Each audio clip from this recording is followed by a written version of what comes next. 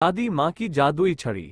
कहानी। एक समय की बात है, एक गांव में एक बूढ़ी दादी रहती थी। दादी माँ बहुत ही दयालु और बुद्धिमान थी और गांव के लोग उन्हें बड़े सम्मान से देखते थे। एक दिन दादी माँ को जंगल में घूमते हुए एक जादुई छड़ी मिली। ये छड़ी बहुत ही रहस्यमय और शक्तिशाली थी। इस छड़ी की सहायता से कोई भी वस्तु को प्राप्त कर सकता था। दादी माँ ने ये जानकर बहुत खुशी हुई कि इस छड़ी की सहायता से वो अपने गांव के लोगों की मदद कर सकती थी। उन्होंने छड़ी को अपने घर में छुपा दिया और लोगों की जरूरत के अनुसार इसका इस्तेमाल करने लगी।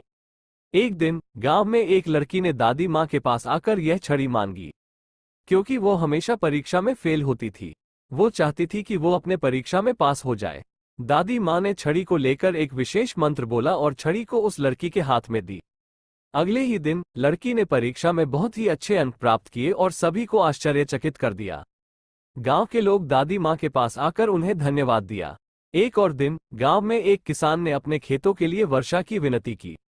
दादी माँ ने छड़ी की मदद से बादलों को बुलाया और जल्द ही बारिश होने लगी।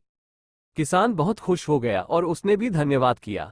धीरे धीरे दादी माँ की यह जादुई छड़ी गांव में प्रसिद्ध होने लगी और लोगों के जीवन में अच्छाई और समृद्धि लाने लगी। लेकिन एक दिन एक शरारती लड़के ने छड़ी को चुरा लिया। दादी माँ का दिल बहुत दुखी हुआ क्योंकि अब वो किसी की भी मदद नहीं कर सकती थी।